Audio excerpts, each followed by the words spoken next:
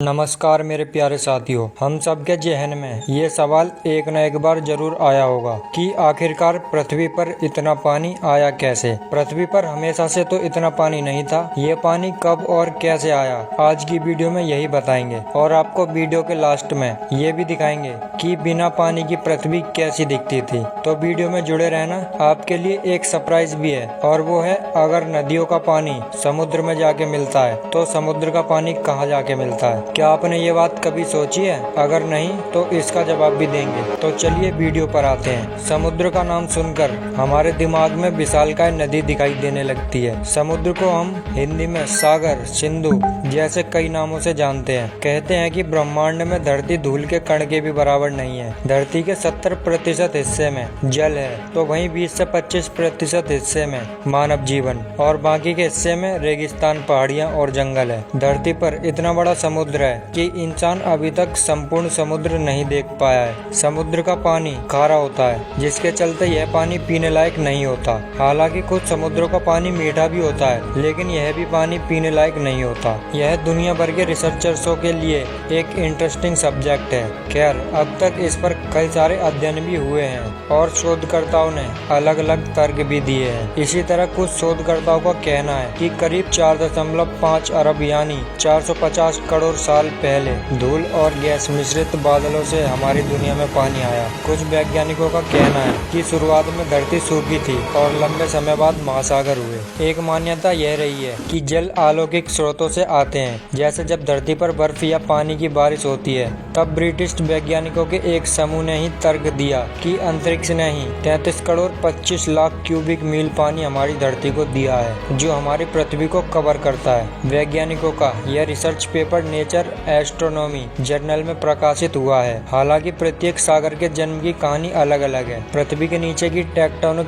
प्लेटों के खिसकने से सागरों की उत्पत्ति हुई। वैज्ञानिकों का कहना है कि समुद्र की उत्पत्ति आज से करीब 50 करोड़ से 100 करोड़ साल पहले हुई थी। धरती के विशालकाय गड्ढे कैसे भरे, यह जानना तो बेहद मुश्किल है, लेकिन वैज्ञानिक का कहना है कि जब पृथ्वी का जन्म हुआ तो वह आग का एक गोला थी। जब पृथ्वी धीरे धीरे ठंडी होने लगी, वे उसके चारों तरफ गैसों के बादल फैल गए। ठंडे होने पर ये बादल काफी भारी हो गए और उनसे लगातार मूसलाधार वर्षा होने लगी। लाखों साल तक ऐसा होता रहा। पानी से भरे धरती की सतह के ये विशाल गड्ढे ही बाद में समुद्र कहलाए। अब जानते हैं कि वैज्ञानिकों के द्वारा की गई थ्योरियों ने क्या बताया है। पहली थ्योरी, जिसमें बताया गया है कि 13.8 अरब साल पहले बिग बैंग हुआ। अगर आपको बिग बैंग नहीं पता तो बता दें कि आज से अरबों साल पहले अंतरिक्ष में एक धमाका हुआ था, जिसे बिग बैंग कहा जाता है। पृथ्वी और सूरज 4.6 अरब साल पहले बने। जब पृथ्वी बन रही थी तभी पानी के मॉलिक्यूल्स उन चट्टानों पर जमा हो गए जिनसे पृथ्वी बन रही थी। पृथ्वी बहुत गर्म थी,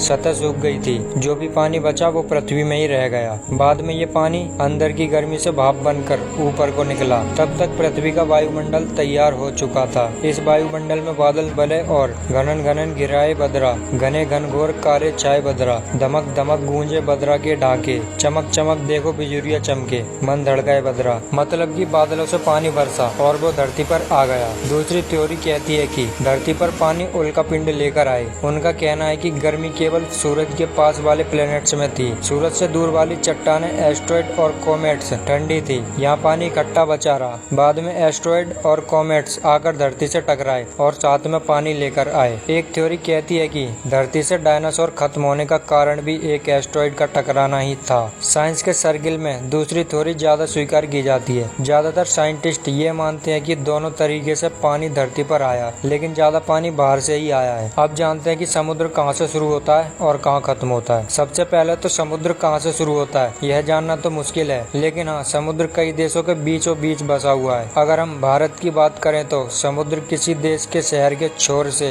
शुरू होता है और भारत के उस शहर के छोर पर खत्म होता है जहाँ समुद्र लगा हुआ है। यह हम इसलिए मान सकते हैं कि जब भी जहाज से विदेश यात्रा की जाती है तो वह समुद्र के रास्ते से होकर ही जाता है। ऐसे में हम समझ सकते हैं कि समुद्र कहाँ से शुरू होता है और समुद्र कहाँ खत्म होता है। तो मेरे प्यारे दोस्तों, आपको आई होप समझ आ रहा होगा कि मैं क्या कहना चाह रहा हूँ। और अगर वीडियो समझ आ रही हो तो कमेंट करके जरूर बताना और वीडियो लाइक कर देना। आपको बता दें कि प्रशांत महासागर के भीतर जल जंतुओं की एक रहस्यमय दुनिया है, जिस पर अभी भी खोज जारी है। प्रशांत महासागर विश्व का सबसे गहरा सागर है। महासागरों को छोड़कर यदि हम सागर की बात करें तो विश्व का सबसे विशाल सागर दक्षिण चीन सागर है। सभी सागरों की गहराई अलग अलग मानी गई है। हालांकि महासागरों की गहराई का रहस्य अभी भी बरकरार है। समुद्र के अंदर कई प्रकार के अजीबोगरीब विशालकाय जीव जंतु रहते हैं। समुद्र का पानी कहाँ जाता है ये जानते हैं। अब जानते हैं कि समुद्र का पानी कहाँ जाता है। जो हमने वीडियो के इंट्रो में बोला था ना कि नदी का पानी समुद्र में जाके मिलता है, तो समुद्र का पानी कहाँ जाता है अब वह जानते हैं। हमने हमेशा से सुना है कि नदियों का पानी लगातार बहता है और सभी नदियों का पानी बहते हुए आखिर में समुद्र में मिल जाता है। लेकिन बड़ा सवाल यह उठता है कि समुद्र का पानी कहाँ जाता है। तो आज हम आपको इस सवाल का जवाब भी देने वाले हैं। आपको बता दें, विशालकाय समुद्र में काफी ज्यादा पानी होता है जिसकी गणना भी नहीं की जा सकती कि यह कितना ज्यादा पानी है। लेकिन आखिरकार यह पानी जाता कहाँ है आपको बता दें, समुद्र का पानी भाप बनता है और भाप से बादल बनते हैं। बादल वर्षा करते हैं और वह पानी वापस नदियों के द्वारा समुद्र में आ जाता है। इसमें से कुछ पानी का हिस्सा ग्लेशियर के रूप में भी रहता है। ग्लोबल वार्मिंग के कारण